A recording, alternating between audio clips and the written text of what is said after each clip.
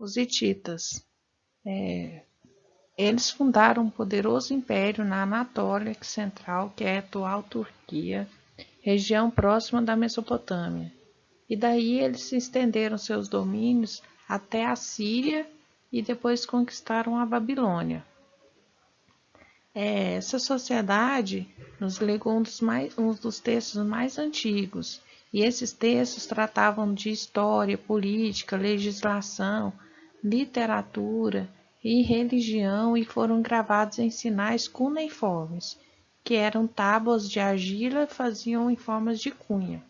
Eles utilizaram o ferro e o cavalo, que era uma grande novidade, então eles se tornavam bem fortes nas guerras, e o cavalo deu maior velocidade aos carros de guerra, que eram construídos não mais com rodas cheias, como dos sumérios, mas com rodas com raios mais leves e de fácil manejo.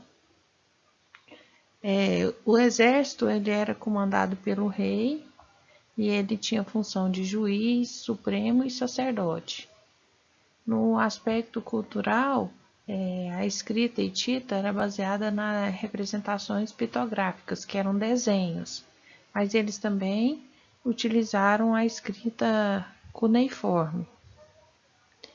Assim como outros povos, os hititas também eles eram politeístas, acreditavam em vários deuses. E os deuses deles estavam relacionados com a natureza, era vento, água, chuva, terra. E os hititas eles foram dominados pelos assírios, que contava com exércitos permanentes e tinha grande poder militar. A cidade de Assur se tornou a capital dos assírios e um dos imperadores mais importantes foi Assurbanipal. Os assírios ficaram conhecidos pela crueldade com a qual tratavam os inimigos.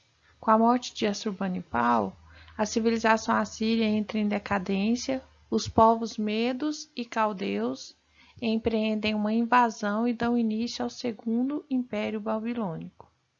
Os caldeus fizeram novamente Babilônia a capital do Segundo Império Babilônico, sob o domínio de Nabucodonosor. A cidade viveu o auge do seu esplendor, o comércio foi intensificado, grandes templos e palácios foram construídos, fazendo da capital uma grande metrópole da antiguidade.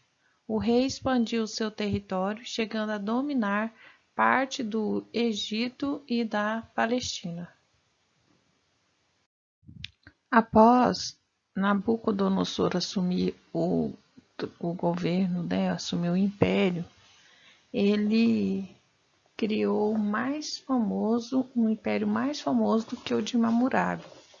E ele foi responsável pela construção dos Jardins Suspensos da Babilônia, que é considerado uma das maiores maravilhas do mundo. Foi construído em homenagem à sua mulher, que o rei mais amou, que era Amites. Os jardins eram compostos por uma grande diversidade de plantas e não existem vestígios concretos que comprovem sua existência, apenas vestígios escritos. Nabucodonosor reconstruiu e adornou a Babilônia com canais, aquedutos e reservatórios. 9 de 10 dos tijolos das ruínas da Babilônia e 19 de 20 das demais ruínas contêm o nome de Nabucodonosor inscrito nelas. Nabucodonosor sofreu de uma doença mental, sobreviveu à loucura, mas morreu aos 73 anos após reinar por 43 anos e passou o reinado para o seu filho. A cultura mesopotâmica. Quanto à religião, os mesopotâmicos eles eram politeístas, antropomórficos, e eles acreditavam no Deus da natureza. Acreditavam também em demônios, adivinhações e magias. Para eles, a vida cotidiana e o futuro das pessoas eram determinados de acordo com a posição dos astros no céu. Por isso, eles desenvolveram também o signo do zodíaco, zodíaco. Ele dividiu o ano em 12 meses, a semana em 7 dias, o dia em 12 horas e foram responsáveis pelo desenvolvimento da matemática. A escrita foi herdada pelos sumérios, que era a escrita cuneiforme, e eles também desenvolveram a pintura, a escultura, a arquitetura, que era uma das principais, como se diz, dos pontos principais da cultura deles, né? Os templos, que eram chamados de zigurates, e nas esculturas e na pintura eles retratavam mais temas religiosos, guerreiros e embelezavam o interior dos templos e palácios. Isso. Então eles desenvolveram muitas coisas. Foram os primeiros a ter distinção entre planetas e estrelas também.